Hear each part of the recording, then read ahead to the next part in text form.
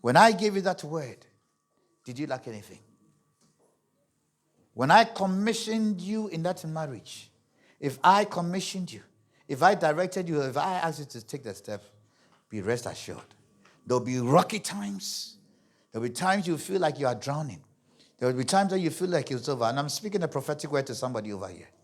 I don't know what rocky sea or whatever waves that are now began to even enter into your ship. I said, oh, Bishop, but there's water in the ship. I said, remember the word. There was a woman years ago who received a word that she was going to live in a particular country in Austria. And then, she called Bishop James in Ghana. Bishop James told her, look, they can't deport you. And then a week after, the immigration guys came for her. And she called Bishop, Bishop, they are deporting you. He said, they will not deport you. Hey, the sea was now getting to the boat. It's a different thing altogether. And then they took her to the airport. Said, Bishop, I'm at the airport. They are deporting me. Bishop said, they will not deport you. It's like you think that you are sitting somewhere in Ghana. You have eaten gar kenke and you are saying what you want. I'm the one who is in the ship. The water is coming. I am seeing it. I'm saying they are deporting me. They said they are not. So they took her to the entrance of the plane. And all of a sudden, the immigration guys had a call from the head office that released that woman. Kaya bakataya. Release that woman. Hallelujah. You see, when I came into this country, I experienced these things myself. When my passport was cancelled, they gave me 10 days to leave. Initially, I was shaking because I saw the water in the boat. So I started looking for a return flight. I called one of my cousins and said, don't go anywhere. And I heard God say to me, don't go anywhere. It took almost a year, whatever. But this passport that was cancelled and whatever, it was a visitor's visa. My teacher offered me the position to teach mathematics. I said it was my worst subject. I did history first degree and master's in whatever, university administration. And he said, I want you to teach maths. And I said to myself, I can do all things through Christ. And I said to him, my passport has been cancelled. I had no visa. And he said, the worst thing, this is a white head teacher. He said, the worst thing they can say is no. So he employed me and got me to start teaching. Ooh, which head white man will get you to teach when you don't have, your passport is cancelled? You can't cross the port. And I was teaching one day when they called me and said, Moses, there is good news. The same people who said go away had now overturned their decision. Changed it altogether. Hallelujah. And all of these things I began to understand. You see, the Bible says that. God says, I hold in my hands the keys of David. When I open, no one can shut. And when I shut it, no one. This is a decade that we must walk with faith and confidence in God. The spoken word. That's why I just told you about Abraham's word is not your word. Isaac's word is not your word. The Bible was not written to us, but it was written for us. Find out what God is speaking to you from the life of Abraham. The disciples had a sure word. The word. And the word was, let us cross over to the other side. And secondly, they had the abiding, and for them, even the tangible presence.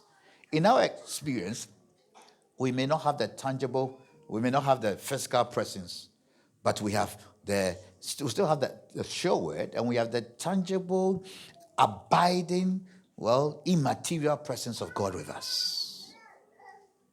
And when He is with you, and He has spoken to you, why are you scared? Why are you worried? So this year, and in this decade, there will be times that Christ will rebuke you. He say, where is your faith? Say, little faith, undeveloped. Undeveloped faith. It's still in its formative years. So that He rebuked that unnatural and supernatural storm. And it's stilled. But the climax of the teaching, of Matthew's teaching, is 27. The climax of it. It says, the men, 27, put that please. Matthew 8:27. Let's end with this. The climax of Matthew's teaching. The men were, let's read it together. The men were what? Amazed and said, what kind of man is this? Kaya kutoria. This year, that shall be your testimony. Amen. That is what people will say about your situation. That what kind of man is this that is in your life? What kind of man is this that is in your immigrational life? What kind of man? No, you don't know what you are carrying. You don't know who you have in the boat with you. That's why you are worried. You are anxious. But what will we eat tomorrow? What will we wear tomorrow? What will happen to me in the future? You don't know because you don't know the kind of man you are carrying in your boat. The essence of this experience was to reveal to the disciples the kind of man they had associated with. Hallelujah. And in this decade, there will be issues that will happen in your life for you to know the kind of man you have put your faith in.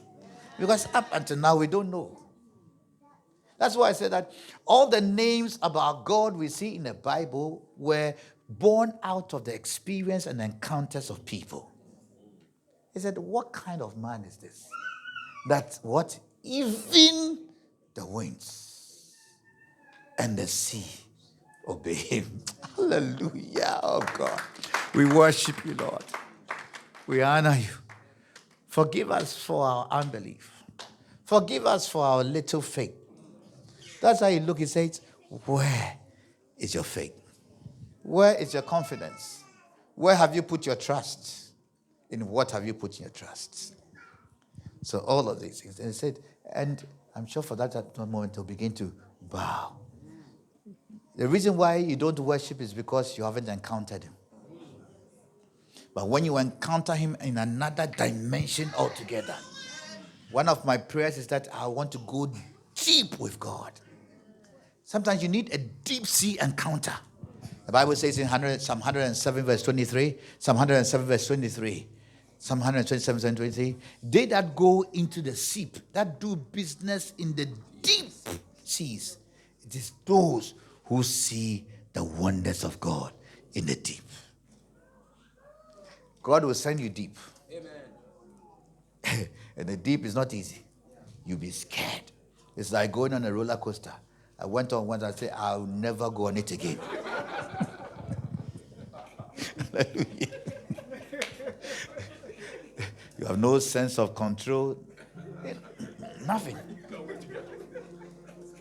Some people go and they start doing their will. Oh, if you have been on the Kakum, listen.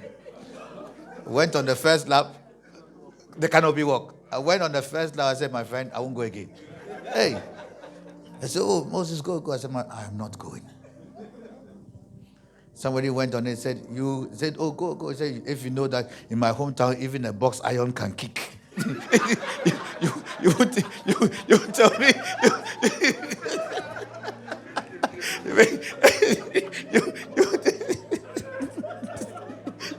You would tell me to walk on this thing. Hallelujah. So Matthew is trying to tell us that this Christ that we worship is the Lord over every disease.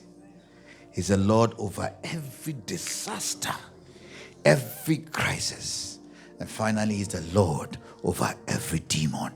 May he be Lord over every disaster, every crisis in your life in this decade. May he show and prove himself strong. That you go on your knees and say, what manner of man is this? That even the immigration office, the sea, the winds, and the storms, they obey him. Hallelujah. Let's rise up to our feet. Thank you, Jesus Christ. You know,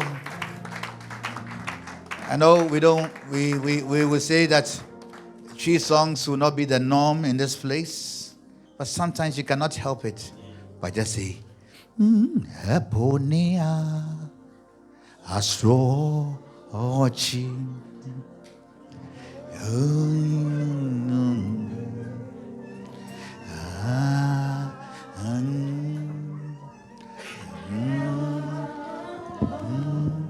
This song is just sums up the scripture. It just says that the sea and the storms obey him. I don't know what storm you're going through at the moment and what storm you're about to go through. But if the Christ who is the Lord over the storm is in your boat, if the Christ who is the Lord of the storm is in your marriage boat, you will sleep. Thank you, Lord Jesus Christ. Let's lift up our holy hands unto him, somebody.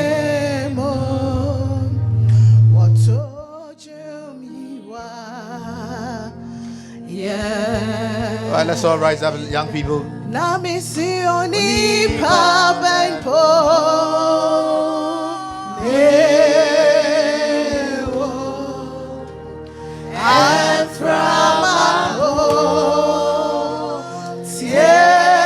Every storm listens to him.